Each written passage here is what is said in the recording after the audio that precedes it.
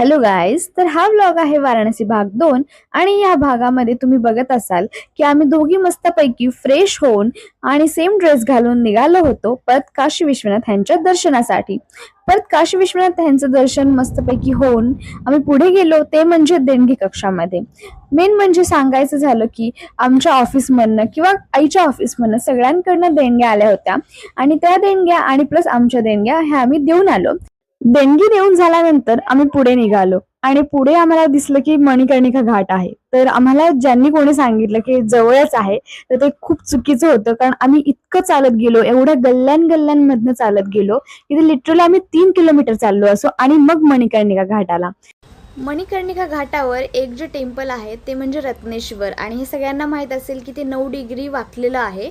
तर त्याची खूप म्हणजे वेगवेगळी कहाणी सांगितली जाते. आम्ही तिथे पण गेलो, ते मंदिर बघितलं, फोटो वगैरे काढले आणि परत निघालो. कारण तिथे अशा जास्त काही वाईब्स चांगल्या येत नव्हत्या, त्याच्यामुळे आम्ही परत निघालो. जाता जाता आम्ही मस्त साड्यांच्या दुकानात गेलो, बनारसी साड्या बघितल्या आणि त्याच्यानंतर वॉल पेंटिंगच्या इथं फोटोशूट वगैरे करून आम्ही परत मलईयो खायला गेलो. हा जो मलईयो होता तो अतिशय सुंदर होता. तर मी तुम्हाला एवढंच सांगेल की फेमस आणि कुठल्या मोठ्या मोठ्या दुकानात अजिबात जाऊ नका.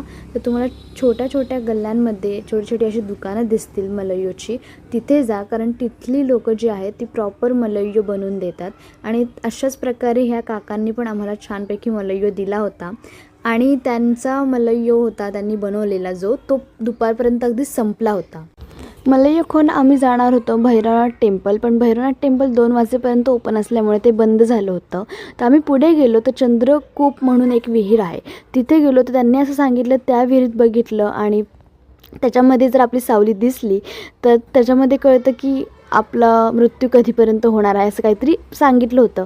पण म्हणलं आधीच आपल्या लाईफमध्ये एवढे सगळे प्रॉब्लेम्स आहेत, तर त्याच्यात अजून त्या विहिरीमध्ये जाऊन बघायचं म्हणजे तर अजूनच वाट लागेल. त्याच्यामुळे आम्ही ते स्किप केलं आणि पुढे गेलो, ती म्हणजे मृत्युंजय विहीर. तर मृत्युंजय विहिरीचं खूप चांगला अनुभव आला. ते म्हणजे त्यातलं जे पाणी आहे ते पूर्णपणे चांगलं असतं शरीरासाठी किंवा आरोग्यासाठी. तर ते पाणी बॉटल्समध्ये भरून घेऊन जातात लोकं घरी. तर आम्ही तिथे गेलो, ते बघितलं, तिथे जाऊन ते पाणी पिलं. परत आम्ही बॉटल्समध्ये पण 2-2 बॉटल्स घेऊन त्या बॉटल्समध्ये पाणी भरून घरी आणलं. तर दुपारचं 3-3:30 वाजले असतील आणि आम्ही निघालो होतो परत रूमवर. तुम्हाला या ब्लॉगमध्ये आमचे पिताश्री दिसले नसतील, कारण त्यांच्या पायांचा खूप मोठा प्रॉब्लेम झाला होता. त्यामुळे आम्ही त्यांना दवाखान्यात घेऊन गेलो होतो आणि मग सकाळी त्यांना रूमवरतीच थांबवलं होतं आराम करण्यासाठी. त्यामुळे मग आम्ही रूमवरती आलो, त्यांना घेऊन आम्ही जेवायला गेलो. हॉटेलमध्ये जेवण वगैरे केलं.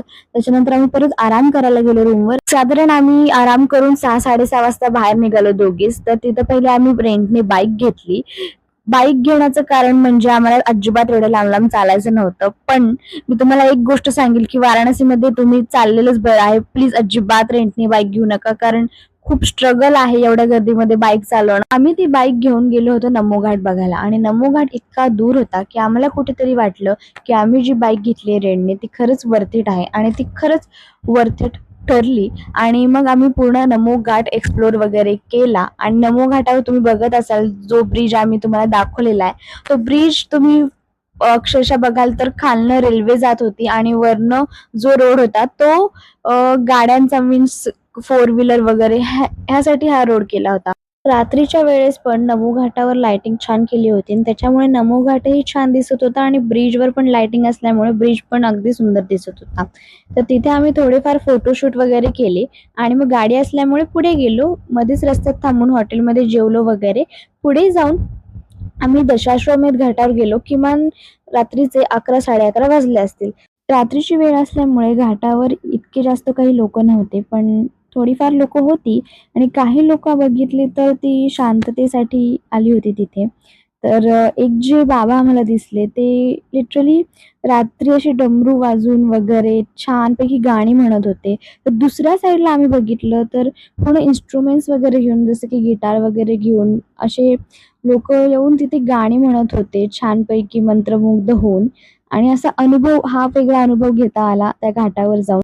आता फिरायला आलो म्हणल्यावर रूमवर बसून तरी काय करणार, म्हणून आम्हीही घाटावर बसून थोडा वेळ घालवला आणि मग रूमकडे गेलो.